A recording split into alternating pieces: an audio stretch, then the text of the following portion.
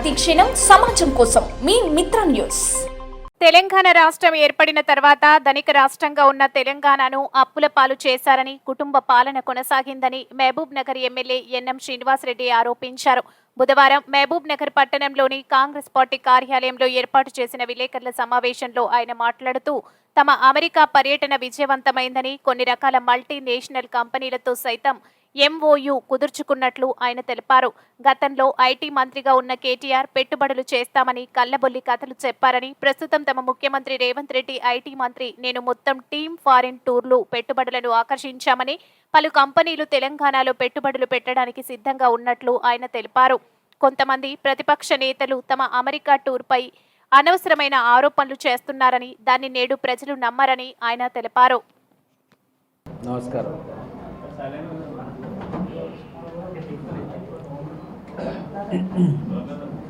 Okay, Telangana రాష్ట్రం ఏర్పడ్డ తర్వాత జూన్ 2, 2014 దాని తర్వాత 10 సంవత్సరాలకు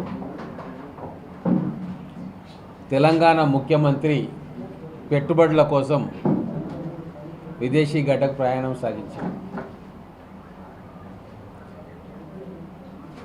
నేను కూడా వారితో పాటు అమెరికాకు వెళ్ళడం జరిగింది. ఒక స్పష్టమైన మార్పు అక్కడ మాతో కలిసిన వాళ్ళలో కనబడ్డది. ఒక విశ్వాసం తెలంగాణ ముఖ్యమంత్రి గారు, తెలంగాణ ఐటీ ఇండస్ట్రీ శాఖ మంత్రి వాళ్ళలో కల్పించిండ్రు. వాళ్ళతో ఇంటరాక్ట్ చేసినప్పుడు కూడా చాలామంది ఒకటే మాట అన్నారు. గతంలో కేటీఆర్ వచ్చేది, ఒకరోజు ఎవరినో కలిసి ఎంఓయూ చేసుకుంటానని చెప్పేసి మళ్ళీ వారం రోజులు గాయబైపోయేది, ఎక్కడికి పోయేదో తెలియకపోయేది. కానీ ఇప్పుడు ముఖ్యమంత్రి గారితో మంత్రివర్యులు మొత్తం స్టేట్ టీం అంతా, chief secretary, industry secretary, special secretary to CM office అధికారులు మొత్తం కూడా రాష్ట్రాన్ని రిప్రజెంట్ చేస్తూ వాళ్ళతో మాట్లాడిండ్రు. పొద్దున 10 గంటల నుంచి మొదలు పెట్టుకుంటే రాత్రి 7-8 దాకా అందరితోటి కలవడం జరిగింది. బ్యాక్ టు బ్యాక్ అపాయింట్మెంట్స్ మొత్తం మీడియాలో రిలీజ్ చేసి అనేక పెద్ద కంపెనీల సీఈఓలను కలవడం జరిగింది. దాంట్లో కొన్ని ఎంఓయూలు సైన్ అయినాయి, కొన్ని పెట్టుబడులకు సూత్రప్రాయ అంగీకారం జరిగింది.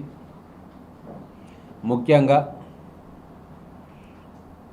మన కౌన్సిల్ జనరల్ ఉంటాడు, కాన్సులేట్ జనరల్, వారి ఆఫీస్లో కూడా 20 మంది పెద్ద పారిశ్రామికవేత్తలతో మీటింగ్ జరిగింది.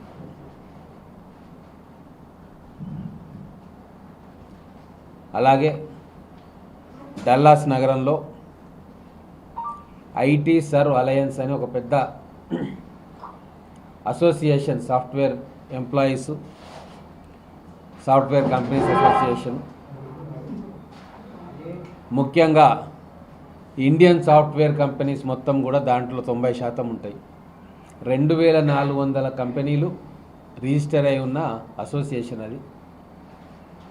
వాళ్ళతోటి ఒక రోజంతా కూడా డల్లాస్ మహానగరంలో మేమందరం కూడా ఇంటరాక్ట్ కావడం, వాళ్ళు చాలా సంతోషంగా ఉన్నారు. మొట్టమొదటిసారిగా తెలంగాణ రాష్ట్రానికి చెందిన ముఖ్యమంత్రి వాళ్ళతో కూర్చొని వాళ్ళని గౌరవిస్తూ పెట్టుబడులను ఆహ్వానించడం, వాళ్ళకున్న సందేహాలను నివృత్తి చేయడం మొట్టమొదటిసారిగా జరిగింది. ఇది తెలంగాణ ప్రజలు గమనించాలి.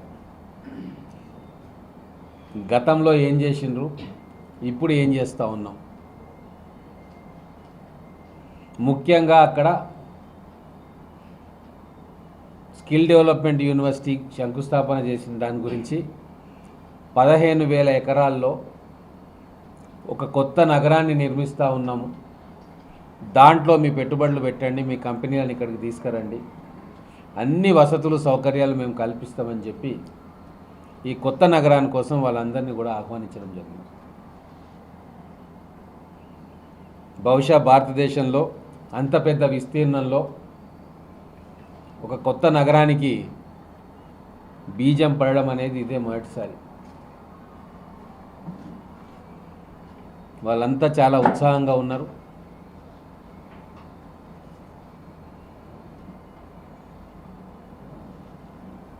దాదాపు అనేక కంపెనీలు అక్కడి నుంచి కొరియా కూడా వెళ్ళిండ్రు ముఖ్యమంత్రి గారు, ఐటీ మంత్రి గారు. దాదాపుగా 31,000 కోట్ల రూపాయల ఎంఓయూలు సైన్ చేయడము, సూత్రప్రాయంగా అంగీకరించడం అనేది జరిగింది. గతంలో దావోస్ వెళ్ళినప్పుడు 40,000 కోట్ల రూపాయల వ్యాపార అంగీకార పత్రాలు ఆ రోజు జరిగినాయి. అంటే ఒక సిన్సియారిటీ తోటి తెలంగాణకు పెట్టుబడులు రావాలా, ఇక్కడ మన లక్షలాది మంది విద్యార్థులకు ఉద్యోగాల కల్పన జరగాలి అని చెప్పి ఒక సిన్సియర్ ఎఫర్ట్స్ కాంగ్రెస్ ప్రభుత్వం ముఖ్యమంత్రి గారి నేతృత్వంలో చేస్తూ ఉంది.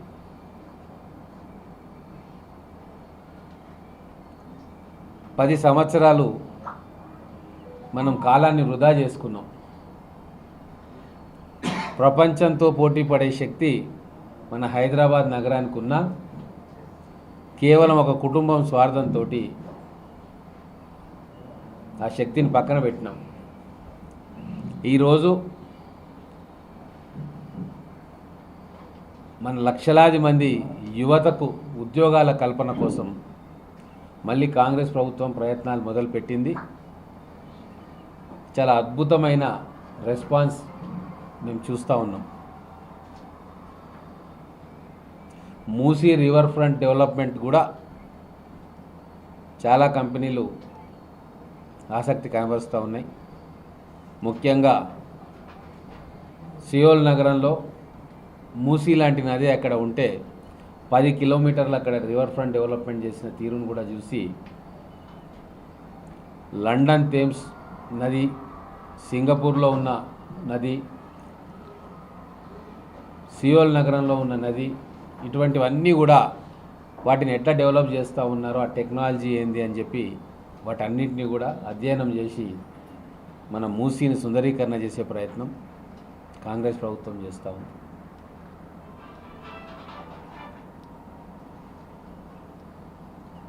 స్కిల్ డెవలప్మెంట్ యూనివర్సిటీ కోసం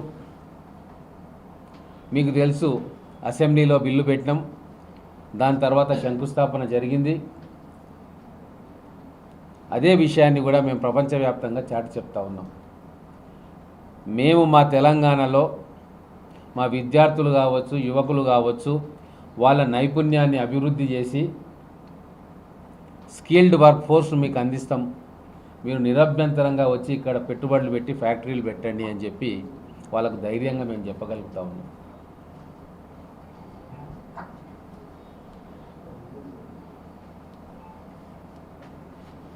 గతంలో ఈ పని ఎప్పుడు జరగలే.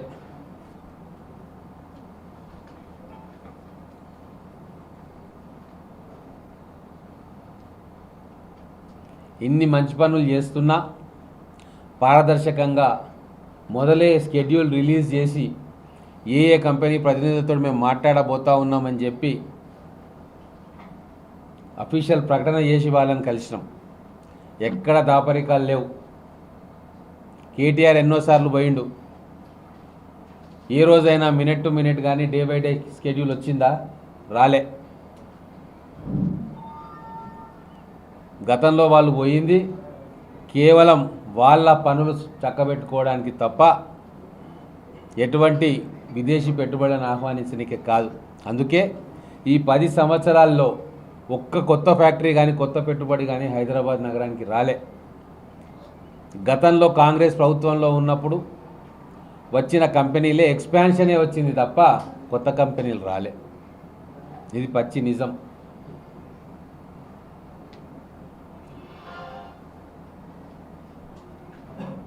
అలాగే అమెరికా యూనివర్సిటీల్లో టాప్ యూనివర్సిటీలో ఒకటైన స్టాన్ఫర్డ్ యూనివర్సిటీ కూడా వచ్చి ఇక్కడ క్యాంపస్ పెట్టుకోండి కొత్త నగరంలో అని చెప్పి వాళ్ళని ఆహ్వానించడం జరిగింది. వాళ్ళు అంగీకరించడం కూడా జరిగింది. దక్షిణ కొరియాలో టెక్స్టైల్ మ్యానుఫ్యాక్చరర్స్ అసోసియేషన్స్ తోటి మాట్లాడి మీరందరూ కూడా మా వరంగల్ టెక్స్టైల్ పార్కులో పెట్టుబడులు పెట్టండి అంటే వాళ్ళు కూడా సానుకూలంగా స్పందించారు.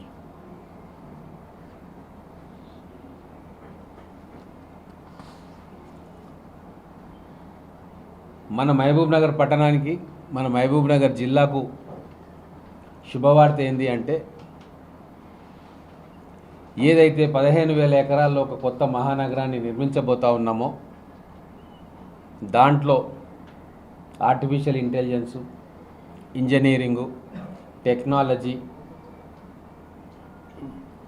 తర్వాత అనేక నైపుణ్యంతో కూడిన ఉద్యోగాలు అక్కడ రాబోతూ ఉన్నాయి. ఈ ప్రాంత వాసులకు, ముఖ్యంగా మహబూబ్ నగర్, నల్లగొండ, రంగారెడ్డి జిల్లా వాసులకు, విద్యార్థులకు, యువకులకు కొద్దిగా మనం నైపుణ్యాన్ని పెంచుకుంటే రాబోయే రోజుల్లో వేలాది ఉద్యోగాలు మనకు రాబోయే 5-6 సంవత్సరాల్లో రాబోతూ ఉన్నాయి. మన ప్రాంతం, ముఖ్యంగా దక్షిణ తెలంగాణ జిల్లా, హైదరాబాద్కు దక్షిణంగా ఉన్న జిల్లాలన్నీ కూడా అద్భుతంగా అభివృద్ధి చెందబోతూ ఉన్నాయి. మన ముఖ్యమంత్రి గారికి ఒక విజన్ ఉంది, ఎటువంటి భేషజాలు లేవు, ఎటువంటి పర్సనల్ ఎజెండా కూడా లేదు.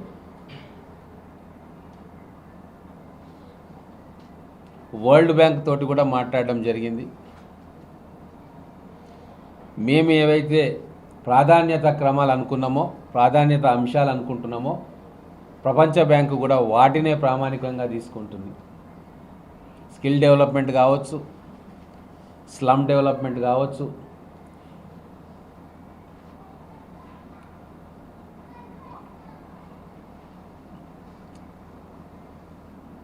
కాలుష్యానికి గురవుతున్న నదీ జలాలను పునరుజ్జీవింపజేయడం కావచ్చు, రిజువనేషన్ ఆఫ్ రివర్స్ మా ప్రాధాన్యతలు తెలంగాణ ప్రభుత్వానికి ఇప్పుడు. సో అటువంటి వాటి మీదనే పనిచేస్తున్న ప్రపంచ బ్యాంకు ఖచ్చితంగా ముందుకొచ్చి ప్రభుత్వానికి సహాయ సహకారాలు అందిస్తామని చెప్తా ఉంది. 4,000 కోట్ల రూపాయలు ఈ ప్రాధాన్యత అంశాల మీద ఖర్చు చేయడానికి సూత్రప్రాయంగా తెలంగాణ ప్రభుత్వంతో ఒక అంగీకారానికి వచ్చింది. ఒకవైపు మా 6 గ్యారెంటీలు క్రమక్రమంగా అమలు చేస్తూ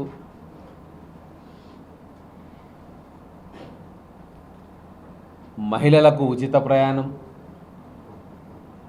500 రూపాయలకు గ్యాస్ సిలిండరు, రైతు రుణమాఫీ, భవిష్యత్తు కోసం ఒక స్పష్టమైన విజన్ తోటి కాంగ్రెస్ ప్రభుత్వం ఉంది. ఇంతకంటే మంచి పాలన, ప్రజారంజకమైన పాలన బహుశా ఇంకెవరు ఇయ్యరు. అందుకే సోషల్ మీడియా కథనాలు, టీఆర్ఎస్ పేడ్ వారియర్లు రాసే మాటలు, వాటన్నిటిని ప్రజలు ఎవ్వరు కూడా పరిగణలోకి తీసుకుంటలేరు. కేటీఆర్ ఎంఓయూల భాగవతం మొత్తం టీవీలలో వస్తూ ఉంది. మా ప్రభుత్వం ఎంఓయూ చేసుకుంటే దాంట్లో లోపాలని వెతికే ప్రయత్నం చేస్తున్నారు. వాళ్ళు 10 సంవత్సరాల క్రితం ఎంఓయూ చేసుకుంటే రూపాయి పెట్టుబడి లేదు, కానీ వాళ్ళకి ఆల్రెడీ 95 ఎకరాల భూమిని అలాట్ చేసింది. మరి భూమి తీసుకొని కూడా ₹1 పెట్టుబడి పెట్టలే. కానీ ఇక్కడ ఇప్పుడే మొదలైంది. బయటి కంపెనీలు వచ్చి పెట్టుబడులు పెట్టడం. ఈరోజే 15,000 ఉద్యోగాల కోసం కాంగ్నిజెంట్ అనే కంపెనీ శంకుస్థాపన మహోత్సవం జరుగుతూ ఉంది హైదరాబాద్లో. అంటే మేము వచ్చి ఇంకా 8 నెలలే అవుతూ ఉంది. ఒక్కొక్కటి సరి చేసుకుంటూ సరైన దిశలో మన రాష్ట్రం ముందుకు పోతూ ఉంది. ఇది చెప్పడానికి మేమందరం కూడా సంతోషిస్తూ ఉన్నాం.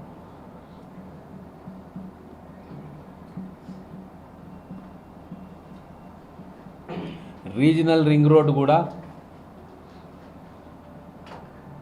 పార్లమెంట్లో నితిన్ గడ్కరీ గారు చెప్పడం, రాష్ట్ర ప్రభుత్వం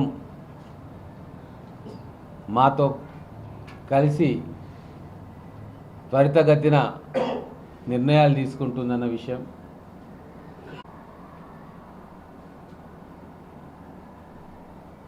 ఖచ్చితంగా రాబోయే 4.5 సంవత్సరాలు తెలంగాణలో అద్భుతమైన ప్రగతిని మనం చూడబోతా ఉన్నాం. సంక్షేమ కార్యక్రమాలతో పాటు భవిష్యత్తు కోసం ప్రణాళికలు సిద్ధం చేస్తూ అనేక కొత్త ప్రాజెక్టులను గ్రౌండింగ్ చేసుకోబోతా ఉన్నాం. మా పర్యటన పూర్తిగా విజయవంతమైంది. విదేశాల్లో ఉన్న మల్టీనేషనల్ కంపెనీలు కావచ్చు, విదేశాల్లో ఉన్న మన ఎన్ఆర్ఐలు కావచ్చు, వాళ్ళందరికీ ముఖ్యమంత్రి గారు పూర్తి భరోసా ఇవ్వడంలో సఫలమైంది.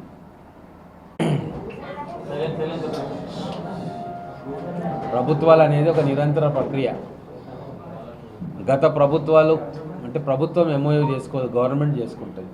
సో ఖచ్చితంగా గతంలో తెలంగాణ గవర్నమెంట్ ఏమైతే అగ్రిమెంట్లు చేసుకుంటుందో ఇప్పుడు కూడా తెలంగాణ గవర్నమెంటే ఉంటుంది. కాబట్టి వాటి మీద ఖచ్చితంగా ఆలోచన చేస్తాం. ఇండస్ట్రీ ఫ్రెండ్లీ గవర్నమెంట్గా ఇప్పుడు కాంగ్రెస్ గవర్నమెంట్ ఉన్నది. ఏ సమస్యలు ఉన్నా కూడా కూర్చొని పరిష్కారం చేసుకుంటాం. లోకల్గా ఏమైనా సమస్యలు ఉన్నా ఆ సమస్యలని ఎట్లా సామరస్యపూర్వకంగా పరిష్కారం చేయాలి, అందరికీ ఆమోదయోగ్యమైన పరిష్కారం ఎట్లా చేయాలా, ఇవన్నీ కూడా ప్రభుత్వం దృష్టిలో ఉన్నాయి. ఇంకొకటి ఇన్సెంటివ్స్ గత 2 సంవత్సరాలుగా 3 సంవత్సరాలుగా ₹1 కూడా ఈ పారిశ్రామికవేత్తలకు ఎలక్ట్రిసిటీ టారిఫ్లో ఇన్సెంటివ్స్ ఇవ్వాలి. ₹1 ఇవ్వలే వాళ్ళు. అవన్నీ కూడా భారం ఇప్పుడు ఈ ప్రభుత్వం మీదనే పడతా ఉంది. ఎన్నో స్పిన్నింగ్ మిల్స్ కావచ్చు, పవర్ ప్లాంట్స్ కావచ్చు, రిన్యూవబుల్ ఎనర్జీ సంబంధించిన పవర్ ప్లాంట్లు కావచ్చు, వాటన్నిటికీ కూడా గత ప్రభుత్వంలో రాయితీలు కల్పించారు, కానీ ₹1 కూడా వాళ్ళకి ఇన్సెంటివ్ రూపంలో ఇవ్వలే. అవన్నీ పేర్కొని పోయి ఇప్పుడు వేల కోట్ల రూపాయలు అయినాయి. ఎప్పటికప్పుడు క్లియర్ చేస్తుంటే మరింత ఉత్సాహంతో మరిన్ని పరిశ్రమలు వచ్చేవి. కానీ ఇవేవి పట్టకుండా ప్రగతి భవన్ సర్కారు గడిలకే పరిమితమైంది తప్ప ప్రజల కష్టసుఖాలు కానీ పారిశ్రామికవేత్తల కష్టసుఖాలు కానీ ఏవి కూడా పట్టించుకోలే. ఇప్పుడు కాంగ్రెస్ గవర్నమెంట్ వచ్చిన తర్వాత ఒక్కొక్కటి క్లియర్ చేస్తూ ఉన్నాం. ఫస్ట్ స్టేజ్లో కొన్నిటికి, సెకండ్ స్టేజ్లో కొన్నిటికి, థర్డ్ స్టేజ్లో కొన్నిటికి ఇండస్ట్రీస్కి రావాల్సిన రాయితీలు ఒక్కొక్కటి క్లియర్ చేస్తూ ఉన్నాం. ఖచ్చితంగా ప్రభుత్వంతో ఒప్పందం చేసుకున్న ప్రతి ఇండస్ట్రీకి కూడా మేము సహాయ సహకారాలు కంప్లీట్గా అందిస్తాం. ఓకే.